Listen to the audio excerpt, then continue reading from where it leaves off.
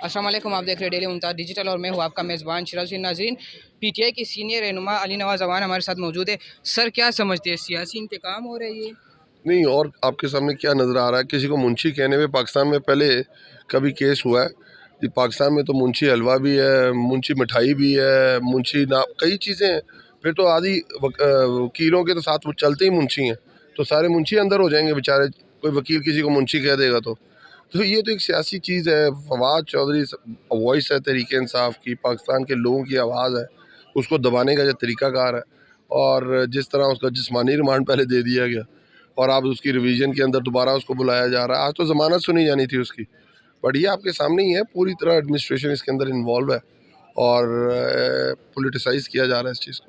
Sir, एक सवाल मैं करूँगा, जिस तरह साबिक chief of staff Imran Khan साहब के थे शहबाज गिल, आज़म सवाती को गिरफ़्तार किया, उसकी रिहाई के बाद, शहबाज गिल की रिहाई के बाद भी वो खामोश हो गया। आपको नहीं लगता कि जो फ्रंट मैन है आपका फवाद साहब, अगर ये रिहा हो जाते तो ये भी इस तरह खामोशी इख्तियार कर ले और साइड पे चले जाए? नहीं, देखें, शहबाज गिल एक उस्ताद था, अमेरिका में पढ़ाता था, और जो उसके साथ रवैया रखा गया कि पहले उसे तशद्दुद, फिर उसके कपड़े उतारे गए, फिल्म बनाई गई, जिस तरह उसको इलेक्ट्रिक शॉक्स दिए गए, बहुत मुश्किल होता है लोगों के लिए सारी चीज़ें बर्दाश्त करना। बट आपने देखा कि आज़म स्वाति खड़ा हुआ है, तहरीक इंसाफ का वर्कर खड़े हुए हैं, शहबाज गिल खुद भी खड़ा हुआ है, और जिस तरह फवाद चौधरी आता है और जिस तरह खुद अपना केस को प्लीड करता है, तो वो इसीलिए तो डरे हुए हैं फवाद चौधरी से। तो इस तरह सर, शहबाज गिल साहब किधर है आजकल? कोई सामने नहीं आ रही, मीडिया के ऊपर कॉन्फ्रेंस नहीं उसकी करते। तबीयत ख़राब थी काफ़ी दिनों से, वो अस्थमेटिक है,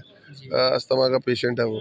पर आजकल तो आ रहा है लाहौर में। अब कल उसने प्रेस कॉन्फ्रेंस की थी, परसों उसने प्रेस कॉन्फ्रेंस की थी। सर, खान साहब कहते हैं कि अगर इलेक्शन 90 डेज़ के अंदर नहीं होते तो सीधा आर्टिकल 6 लगेगा। माउनी खसूसी मलिक अहमद खान साहब कहते हैं कि आइन में ये नहीं लिखा हुआ कि अगर 90 डेज़ के अंदर इलेक्शन नहीं होती तो उसके बाद क्या होगा, ये नहीं होते। और आप बेनज़ीर जब शहीद हुए तो उसके बाद भी उनका कहना है कि 35 दिन तक इलेक्शन डिले तो होगा। इसका मतलब ये इस तरह का कोई काम करने जा रहे हैं जो बीबी के साथ किया था। कोशिश तो की उन्होंने इमरान खान के साथ भी करने के लिए।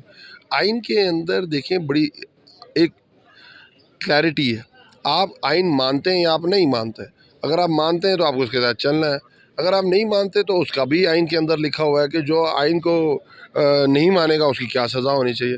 उस पर आर्टिकल 6 है स्ट्रेट हुए। देखिए, हम क्यों कहते हैं डिक्टेटर्स को कि डिक्टेटर्स ने आइन को तोड़ा है और उसकी सज़ा आर्टिकल 6 है। वो भी यही बात है कि उन्होंने आइन की बात नहीं मानी है कि जब जमहूरियत है सिस्टम, तो आप जमहूरियत को ख़त्म नहीं कर सकते। और जमहूरियत ख़त्म करेंगे तो आर्टिकल से, तो आइन की किसी भी दिफा को अगर आप नहीं मानते, किसी पे भी अमल दरामद नहीं करते और आप उसको तोड़ते हैं, तो उसकी सज़ा आर्टिकल 6 है। सर, शहबाज शरीफ, वज़ीर-ए-आज़म पाकिस्तान, ज़रदारी और मौलाना फजल रहमान की मुलाकात होती है और वो सोच रहे हैं, इस बात के ऊपर गौर कर रहे हैं कि नई डिजिटल मर्दशुमारी के तहत हम इलेक्शन करवाएंगे।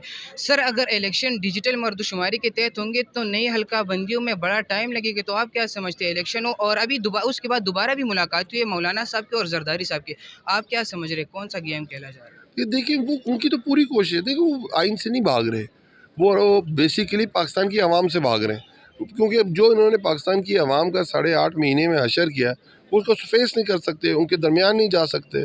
और ये आपको मिसालें भी आने लग गई हैं, कई वीडियोज़ आ रही हैं जहाँ PDM की क़यादत लोगों में जाती है और लोग उनका क्या हशर करते हैं। तो वो तो उनके सामने तो सबसे बड़ी मौत ये है कि हमें लोगों में जाना पड़ेगा।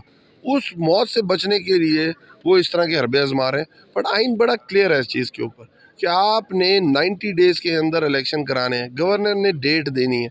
और अगर आप देखें, ईरान के अंदर आपके सामने मिसाल है कि जंग लगी हुई थी ईरान इराक की और उधर इलेक्शन हो रहे थे। पूरी दुनिया में इलेक्शन कभी प्रोसेस रुकता नहीं है। प्रोसेस अगर रुकेगा तो वो आइन के ख़िलाफ़ होगा, आइन के ख़िलाफ़ होगा तो आर्टिकल 6 होगा। वज़ीर दाखिला राना सनाउल्लाह साहब कहते हैं कि हमने तो गिरफ़्तारियों की बातें की नहीं, खान साहब बार बार कह रहे हैं, तो इसका मतलब है कि वो कहते हैं आज हमें गिरफ़्तार करें। राना सनाउल्लाह साहब की कोई बात आज तक सच साबित हुई है? ये चुन्नू मुन्नू तो पंजाब फतह करने गए थे, क्या हुआ वहाँ से? उसी तरह राना सनाउल्लाह कहते थे कि मैं उस वक्त तक पंजाब से नहीं निकलूँगा जब तक पंजाब को फतह नहीं कर लूँगा, और उसी रात भाग के इस्लामाबाद आ गए थे। तो उनकी कोई बात सीरियस तो होती नहीं है। देखिए, वो बेचारे अब उनका हशर ये हो गया नून लीग का। उनका इंफॉर्मेशन मिनिस्टर भी राना सनाउल्लाह है, उनका इंटीरियर मिनिस्टर भी राना सनाउल्लाह है, उनकी पार्टी स्पोक्स पर्सन भी राना सनाउल्लाह है। तो उसके पास तो ये काम है झूठ बोलने का, वो करता रहेगा। बट आइन इस चीज़ की آئین جو ہے نا اور جو اس کی امپلیمنٹیشن ہے وہ اداروں کا کام ہے کرانا. اور جہاں تک رہی بات کہ عمران خان کی گرفتاری کی، وہ تو کئی دفعہ یہ خود پوری جماعتیں کہہ چکی ہوئی ہیں کہ وہ خان صاحب کو ابھی خان صاحب کو پہلے گرفتار کر لینا چاہیے تھا، خان صاحب کو ابھی گرفتار کر لینا چاہیے تھا. خان صاحب کے اوپر کبھی توہین مذہب لگا دیتے ہیں، کبھی توہین IMF لگا دیتے ہیں، کبھی توہین عدالت لگا دیتے ہیں، گولیاں مار دیتے ہیں. ان کا تو بس نہیں چل رہا. پر دیکھیں جس کو اللہ رکھے اسے کون چکے. سر ارشد شریف کا قتل ہو جاتے ہیں. ابھی خان صاحب کا بیان آیا ہے کہ مجھے جو پلین C بنایا گیا تھا زرداری مجھے قتل کرنے کی کوشش کر رہے. سر بڑا سیریس بیان ہے. آپ کیا سمجھتے ہیں سر پاکستان کا پہلا پرائم منسٹر لیاقت علی خان کو جب قتل کیا گیا تو ان کی تحقیقات نہیں ہوئی صحیح طریقے سے، تو عدالتوں کو آپ کیا کہیں گے؟ چیف جسٹس آف پاکستان سے آپ کیا کریں گے؟ کیونکہ خان صاحب کا بیان خود آیا ہے سامنے. اگر اس کے بعد کوئی حرکت اس طرح ہو جاتی ہے اور پھر ہماری عدالتیں از خود نوٹس لے لے یا جو ہماری حکمران ہے وہ شدید الفاظ میں مذمت کرے، تو سر یہ مذمت کب مرمت میں تبدیل ہوگی کہ کوئی سیریس کیس کو دیکھا جائے؟ دیکھیے آپ صرف لیاقت علی خان کے، لیاقت علی خان پرائم منسٹر تھے، ان کو مار دیا گیا. اس کے بعد فاطمہ جناح کے ساتھ جو پریزیڈنشل الیکشن کے اندر کیا گیا، جو ان کے خلاف کمپین چلائی گئی، جو جس طرح ان کی کریکٹر اسیسینیشن کی گئی. اس کے بعد الحاق بلوچستان پہ 2 بندوں نے سائن کیے تھے، والی کلات نے اور بگٹی صاحب نے. آپ مجھے بتائیں بگٹی صاحب کے ساتھ کیا ہوا؟ انہیں کہا گیا تمہیں وہاں سے ماریں گے جہاں سے تمہیں پتہ بھی نہیں چلے گا، اور مار دیا گیا. آپ کے سامنے لال مسجد کی کبھی کوئی تحقیقات ہوئی، کبھی ماڈل ٹاؤن کی تحقیقات ہوئیں، پاکستان کے وزیر یا ایکس پرائم منسٹر کو گولیاں مار دی گئیں، پاکستان 2 لخت ہو گیا، حمود الرحمان کمیشن کی رپورٹ کبھی آگے نہیں آنے دی گئی. تو پاکستان میں یہ تو تواتر سے ہو رہا ہے. اسی لیے تو پاکستان کے یہ حالات ہیں. پاکستان اسی لیے تو 3rd ورلڈ کنٹری میں کاؤنٹ کیا جاتا ہے. پاکستان کو کوئی سیریسلی لیتا نہیں ہے. پر دیکھیے کبھی نہ کبھی ٹائم آتا ہے اور ان کو سب کو جواب دہ ہونا پڑے گا، اور انشاءاللہ تعالیٰ آپ دیکھیں گے ان سب کو جواب دہ ہونا پڑے گا. انشاءاللہ تعالیٰ پاکستان کے اندر ایک نظام آگے کی طرف بڑھے گا. انشاءاللہ تعالیٰ عوام کی آواز سنی جائے گی، اور انشاءاللہ تعالیٰ ان کو ایک لیڈر مل چکا ہوا ہے جو ان سب کا حساب بھی لے گا. سر الیکشن کب ہوں گے؟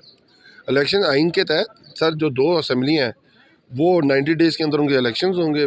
جو بائی الیکشنز ہیں MNAs کی سیٹ پہ ان کا پہلے 33 کا شیڈیول آ گیا ہوا ہے، باقیوں کے بھی آ جائیں گے. مبینہ طور پر کہا جا رہا ہے کہ خان صاحب کی 2 ملاقاتیں ہوئی GHQ کی طرف سے ان سے ملاقات کرنے. نہیں ایسی کوئی ملاقاتیں نہیں ہوئی، نہ مبینہ طور پہ نہ حقیقی طور پہ. بہت شکریہ آپ کا. جی ناظرین، ہمارے ساتھ PTI کے سینئر رہنما علی نواز اعوان صاحب موجود تھے. ان کی گفتگو آپ نے سنی ہے. نیکسٹ پروگرام تک اپنے میزبان شراز کو اجازت دیجیے. اللہ نے کے بعد.